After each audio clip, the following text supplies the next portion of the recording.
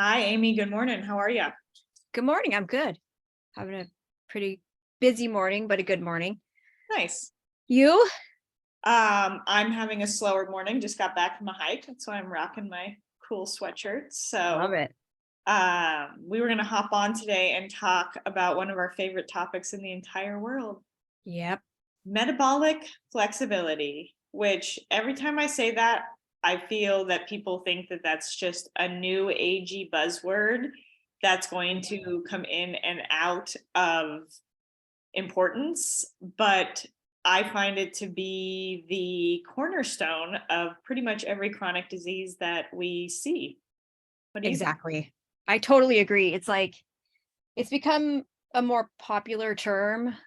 I think ever since the sort of keto and low carb wave that happened several years ago. But I think it's such an important topic. And when you talk about metabolic flexibility, I think there's like the physiological piece to it, and there's like all like, and I was listening to Mark Sisson talk about this, and he was saying, because I just like to give credit, I want to steal anybody's ideas, but he was talking about like the physiological aspect of it, but also like there's an intellectual aspect to metabolic flexibility when it comes to like thinking about how much food you need and hunger and all this stuff. There's like a couple different components, but anyway, we can talk about what it is first if you want. Sure, yeah. I mean, and I think that kind of ties into what you're saying, like the physiological aspect to it. So, my definition of it and what I communicate with my patients around is innately, meaning how our bodies were designed. My body ideally should be able to use a carbohydrate or a glucose as energy, and my body should be able to use fat and produce ketones as energy. However, if you look at the standard American diet that I believe was just re-upped with the Biden administration, Yeah. The my plate the My Plate, right? recommendations. Yeah. Which is a significant amount of carbohydrates, a significant Yes. amount of refined carbohydrates, not a lot of protein, not a lot of fat. And And they I, don't even sorry to interrupt. They don't even differentiate type of protein on my plate. They just say protein. They don't differentiate like carb right along proteins like beans versus animal proteins. Very interesting. Anyway. yeah. Yeah. So the ability to be able to burn both of these fuel sources and the inability that most Americans have, I believe the most recent number we have is 88% of people not being able to flip their metabolism over. So Yeah. why does that matter, right? And I always explain like the three things I'm most concerned when I see somebody who is metabolically inflexible is I'm concerned about their ability to not have enough fuel source for their body to utilize. And this is both on a physical standpoint and on the neurological brain standpoint. I'm concerned about the long-term effects of metabolic inflexibility. Hmm. Oftentimes that has to do with an end game of diabetes, an end game of liver disease, or an end game of cardiovascular disease, which, Right. yes, what I'm saying is all three of those things are directly linked to metabolic inflexibility. Yeah. So why this conversation is not being shouted from the rooftops, I think is why Amy and I are here today, because it's concerning. And the third thing that I worry about is just people not feeling good in their bodies. I think Yeah. sugar burners kind of get used to this low grade feel like crap. And I kind of see that direct trajectory happening through all of our culture is we're Yeah. normalizing feeling like crap. You see the funny memes online like, oh, I'm 30, I just got out of bed and I had the wrong pillow, so I can't function today. It's like, am I laughing because I relate to this? And if I relate to this, is that normal, right? And that's the common versus normal. So those are my initial thoughts on that. Yeah. I mean, it's if you're metabolically inflexible, you're probably going to have one or more metabolic related diagnoses like diabetes or high blood pressure, high, or what I like to say, dysregulated cholesterol, not necessarily high, but a dysregulated cholesterol profile, all of those things, but you're also like, you're hungry every 4 hours. You don't sleep that great. because maybe your blood sugar is dipping down too much over the course of the evening and you're getting a cortisol bump or whatever the thing is. You get moody easily because you haven't eaten. And so we have like this physical feedback when we're like primarily burning carbohydrate as a substrate, or what we call sugar burners. You're getting this physiological feedback. Oh, I need to eat more food. Oh, I need to eat more of this, Right. more every 4 hours or every 2.5 hours or whatever it is, because I'm shaky, I'm moody, I'm nauseous, whatever the thing is.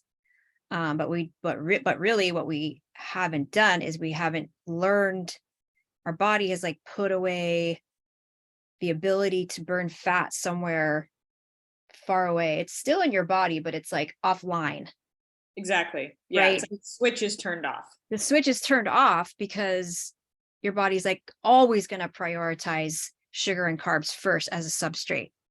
That's Yeah. just, And I think that's it's just, important to yeah. realize why. Like, why would our bodies and brains do that? And I think that it's important to understand that the mechanisms that were built into our nervous system when we were hunter gatherers, which, by the way, like, it takes a very long time for genes to evolve. So the genes that we're running now were actually primed tens of thousands of years ago. And so those genes sent a feedback loop that, because carbohydrates were quick energy and they weren't always accessible, our body sends a more hyper yay button in our brain, right? It's that dopamine hit. And so Yeah. again, 20,000 years ago, when I was a hunter gatherer and I came across some honey, whoo, I'm going to eat that honey, and my brain's going to say, yes, do it, go, go, go, because I'm trying to survive, and I just found a quick fuel source. So awesome. Then Right. it's like, great, bodies are so intelligent. Our bodies don't do anything just to be an asshole. Our bodies are just deeply intelligent. It's what I tell people all the time. So Mm-hmm. if we understand that that's what's running in the software of our brain, but then we change that to the experience that we've had, let's just say the last 60 years, where carbohydrates are better tasting, they're more accessible, they're easier to access, and I get that dopamine hit.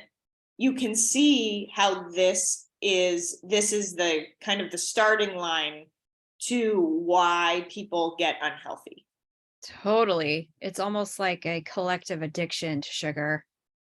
Yes, and then we all participate in it, so none of us are saying, hey, Right. hey, wait, we should maybe pay attention to this. Exactly. And I think, the 1977 dietary guidelines, and we can talk about that on another show, but is where it all kind of started, where we prioritized heavily that's back when the food pyramid, they changed it to my plate now, but it's like so carbohydrate heavy that we all like culturally shifted to this high carb grain based cereal in the morning, bagels, whatever, and high frequency eating, because nobody snacked back then. It's like this high frequency eating also occurred in tandem with the push for more carbohydrate consumption, because when you're consuming carbs as a substrate for energy, you're going to be burning that fuel so quickly that you're going to get so hungry fast. You're going to get hungry faster. And you're right. It's like we only ever had, evolutionarily, our ancestors only had carbs, or like fruit and various other types of carbs, available at certain times of the year. So now it's like hyper available, hyper frequent, hyper palatable, all of the hypers, and we're hyper addicted. And then we don't know what it's like to burn fat as a fuel source.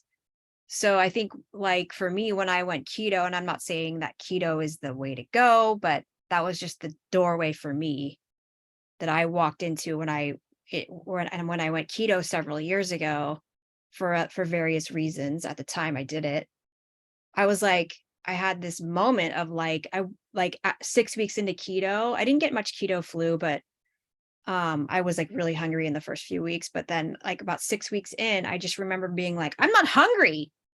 I mean, I was hungry, but it was like gentle waves of hunger that would pass. And I was like, okay. Whereas before that, I was like, if I didn't have snacks, a sandwich or something in my office, and I knew I had patients stacked, I would get panicky because I was like, I'm going to feel like crap. I'm going to be shaky. I'm going to be nauseous and all of these things. And like, I had totally bought into like, I have to eat every 3 to 4 hours paradigm because that's what my body was telling me. My body was telling me that. But when I went keto, I realized I could change my physiology, and that hunger was something that didn't need to control me anymore. And all those various hangry symptoms that come along with that metabolic inflexibility. To be metabolically flexible, I think, is to be able to more seamlessly transition from whatever substrate, whatever fuel source you have. It's more seamlessly being able to get into burn the fat you either eat or burn the fat on your body, burn the carbs you eat or burn the sugar from your glycogen stores or whatever it is. It's just a more seamless experience. So it even changes your intellectual relationship to food and hunger. And I think that is the biggest takeaway from my experience of coaching people through this lifestyle change is I remember when I first started and I could hear or read something like this, and it just didn't, I remember thinking, not for me, that's just not how I am. You know what I mean? Yeah, I totally. had almost like a bit of a cognitive dissonance, and that may have had to do with a bit of like food addiction, to utilizing food to meet non-food needs. But again, that's another show. But really that understanding of like what Amy and I are trying to share with you right now is if you're resonating with the fact that you don't really feel great, or that you have to eat every 2 or 3 hours, or you get hangry, or the people in your life carry food around, which was my experience, is that the people, I became so intolerable when I was hungry that my people around me were like, hey, you got almonds for Sid in case she crashes here in a couple hours? Like, I think the point I'm trying to make here is there's another way. And you might not know intellectually that there's another way, but what Amy and I, like literally Amy and I, this is what we do. We coach people to become metabolically flexible. If I had to summarize what we do into a sentence there, because it is, I always call it's the low hanging fruit. So just really encouraging you to, like, if you're hearing this conversation, you're kind of like, yeah, okay, or you're rolling your eyes, or a couple more wellness influencers telling me what to do. What we're really actually trying to do is tell you the story that you don't have to feel like crap in your body, and that the tools that we teach, and our intention of this podcast is to really get this information out there, because I just want everybody to know what this feels like, because it does feel, I think the biggest thing for me is like I feel empowered around my body now, versus I feel my body's calling the shots. Exactly. That's the main thing that I felt when I had this experience of becoming more metabolically flexible, and which I have maintained for several years now. Me too. Is like this feeling of liberation, this feeling of freedom from this crappy state of being dependent on constantly having to eat, and like, where's my next meal? And like, just this, because whatever you can do any way of eating under the sun. If you're going to be hungry and hangry to boot, it's just every few hours. It's just not enjoyable. No, it feels like a little cage. Like that's what people don't realize, the cages that we build for ourselves. In my practice, I see this very physically too, right? The loss of physical mobility translating to like a cage that you live in. Well, the loss of metabolic mobility, the flexibility to be able to burn sugar and fat, is also a cage that it's like perceived freedom, but that's not free. Like being able to rally and have like a full day where you are performing at your highest and you feel like in that flow state, And you realize, I remember when I had that first realization of like, whoa, like this was just like a performance enhancement. And I don't mean that as like a trying to sound fancy. Like I literally just felt like my brain worked better. Yeah. And again, just desperately wanting people to know that this is an option. Like really, this is an option. You Yeah. don't have to feel like junk. It does take some effort, but good thing Yeah. we're here because that's why we're here. That's what we do. We coach people into you're right, that's what we do. Um, and in a way that works for people, in a way that works for you. Yeah. I mean, You know that's, what I I think, why mean? we've both gravitated to more of that coaching role, right? You Yeah. are a doctor of acupuncture. I'm a doctor of chiropractic. And I think the health coaching world is it's a gray area, but I find that the reason why what you and I share is just this, it felt like the best place to offer tools to actually help people make sustainable changes in their lives and not outsource results to a practitioner, to a program, to another online learning. Hmm. Yeah, I feel like that's just one of the unique threads we share. Yeah, just getting more precise with the person in front of you, rather than being like, okay, do this thing. ABC. Exactly. Bye. Right. Taking the human nuance. And we talked about that last time, right? Taking the human nuance out of healthcare, we're trying to bring it back. Yes. And our lowest hanging fruit that we share is the belief of a metabolic flexible person is going to be a healthier person. So we'll have a lot more to share about this and a lot more ways to give you tools to work on this. So if you have any questions, please feel free to reach out to either one of us. But we'll definitely be diving in more about this topic as the weeks go on. Absolutely. I have lots of input around this topic. So Yeah, basically, Amy and I really like to geek out about this, but we want to make it in a way where it's beneficial and sustainable for you, and that you'll walk away with tools and help you change your life. exactly. That's what it's Awesome. all about. We'll catch you next week. Thanks for being here, Amy. Yeah, thank you.